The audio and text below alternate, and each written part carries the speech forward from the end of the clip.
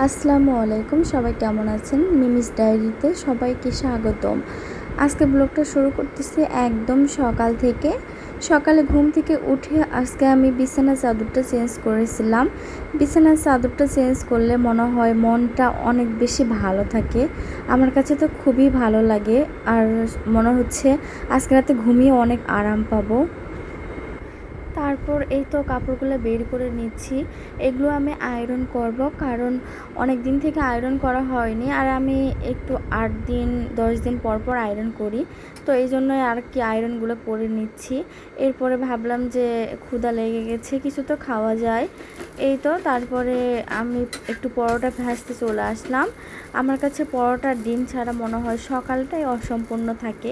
এত মজা লাগে পরোটা ডিম খেতে। মনে হচ্ছে পরোটা ডিম একদিন যদি না খায়, মনে হয় সারা দিন কিছু একটা খায়নি এরকম লাগে। তো আমার মতো কার কার এই অবস্থা অবশ্যই কমেন্ট করে জানাবেন। এই তো আমি ডিমটা ভেজে নিচ্ছি। ডিম ছাড়া তো পরোটা একদমই অসম্পূর্ণ। তো ডিমটা আমি একটু মানে পুরো ভাজি না, আমার কাছে একটু নরম থাকলে অনেক বেশি মজা লাগে পরোটা দিয়ে খেতে। তো জানি না কার কেমন লাগে, তো আমার কাছে ভালো লাগে। তো এই জন্য আমি খাই, যার ভালো লাগে না খাবেন না। তবে দেখেন আমি কিন্তু কিভাবে খাই এটা আপনাদের দেখাচ্ছি। ডিমের ভিতরটা আমি একটু কাঁচা রাখতে পছন্দ করি। আমার কাছে এই যে পরোটা দিয়ে এভাবে খেতে এত মজা লাগে, বলে বোঝানোর মতো না। কারো কারো খারাপ লাগতে পারে, তো অ্যাভয়েড করতে পারেন। এরপর আমি রান্না করতে চলে এসেছি। এই তো আমি একদিকে কিন্তু সবজি ভেজে নিচ্ছি। এখানে কাঁকরোল, পটল, দেশি আলু সব মিক্সড করা একটা সবজি ভেজে নিচ্ছি। আর একদিকে আমি আরেকটা কড়াইয়ে তেল দিয়ে তার মধ্যে আমি রসুন দিয়ে দিচ্ছি বেশি করে, কারণ আজকে আমি লইটা শুটকি ভুনা করব। আর আপনারা একটা জিনিস খেয়াল রাখবেন, লইটা শুটকি ভুনা হোক আর যে কোনো মানে শুটকি ভুনাতে যদি রসুনের পরিমাণটা বেশি দেন, তাহলে এই শুটকি ভুনাটা খেতে অসম্ভব মজার হয়। মানে একবার যে খাবে তার মুখে লেগে থাকবে, এত মজা হয়। তো এই তো আমি পুরো ভিডিওটা কিন্তু দেখাইনি, আমি কিন্তু শুটকি রান্নাটা করে ফেলেছি। এটা আমার কাছে ভীষণ মজার একটা শুটকি ভুনা, আর আমার জামাইয়েরও অনেক পছন্দের। আমরা দুইজন মিলে অনেক তৃপ্তি করে ভাতটা খেয়েছিলাম, এত মজা হয়েছিল। এরপর আপনাদের ভাইয়া কিছু মাছ নিয়ে এসেছে। এটা হচ্ছে নদীর বাইলা মাছ, আমার কাছে খুবই মজার লাগে। এটা যদি আপনি বেশি করে পেঁয়াজ দিয়ে ভুনা করেন, অনেক বেশি মজার হয়। তার সাথে আমার পছন্দের কিছু ইলিশ মাছও মিশেছিল। আর এটা হচ্ছে চাঁদপুরের ইলিশ। আর চাঁদপুরের ইলিশ আপনারা হয়তো সবাই জানেন যে চাঁদপুরের ইলিশ আসলেই অনেক মজার। তো যারা খেয়েছেন তারা তো অবশ্যই জানেন, সত্যি অনেক মজার হয়। আর আপনাদের একটা জিনিস আমি বলে দিব, কিভাবে ফ্রিজে যদি আপনি ইলিশ মাছ রাখেন, সেটা 1 বছর পর্যন্ত একদম সতেজ, আর মনে হবে যে ইলিশ মাছটা একদমই কোনো গন্ধ লাগছে না, একদমই মনে হচ্ছে তাজা, যেরকম ইলিশ মাছ খেতে লাগে সেম লাগে। তো এভাবে আপনি মানে একটু সরিষার তেল হাতে নিয়ে 2 কানে দিয়ে তারপরে পুরাই ভালোভাবে ম্যারিনেট করে একটা পলিথিনের মধ্যে মুড়িয়ে সুন্দরভাবে ফ্রিজে রেখে দিবেন। 1 বছর পর্যন্ত এটা আপনার ভালো থাকবে। আমি তো এভাবে রাখি, আপনারাও রাখতে পারেন। গোসলের আগে আমি মশলাগুলো বেটে ফেলি। এখানে আমি কিছু কাজু বাদাম নিয়েছি। আমি পোলাও রান্নার ক্ষেত্রে কাজু বাদামটা দিয়ে থাকি, তাই ভাবলাম যে বাদামটা একটু পিষিয়ে রেখে দিই।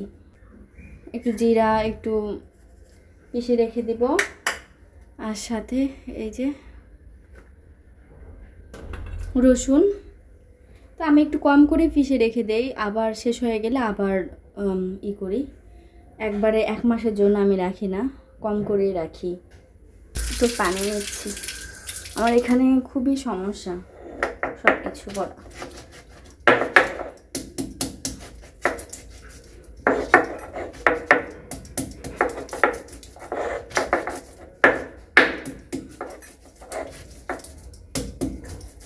একটু বাড়ি দিয়ে দিয়ে পিষতে হবে।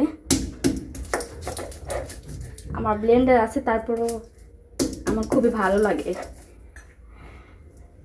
শিলপাটায় বাটতে।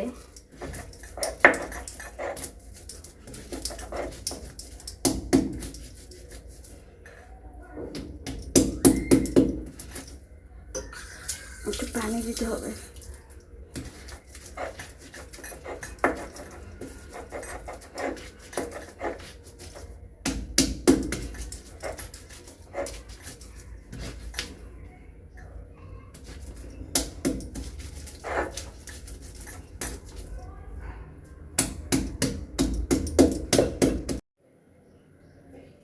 মশলা বাটা শেষ, এই জন্য ভাবলাম যে চুলাটাও পরিষ্কার করে ফেলি। আমার এই চুলার বয়স 11 বছর। তো নতুন চুলা আছে এখানে, যেহেতু লাইনের গ্যাস, তো এই চুলাটা আমি ফেলে দেওয়ার জন্য নিয়ে আসছিলাম। আল্লাহ, আসে দেখি যে নতুন চুলা আর সেট হয় না। পরে এইটাই আবার ধুয়ে মাঝে পরিষ্কার করে, এইটাই এখনো চলতেইছে।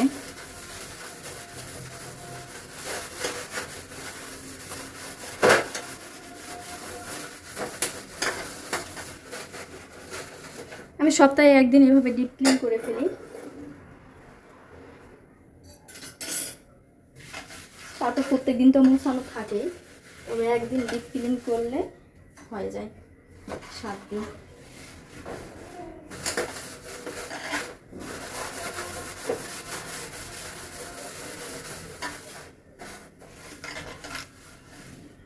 আজকে ভিডিওটি এই পর্যন্ত। সবাই ভালো থাকবেন। আল্লাহ হাফেজ।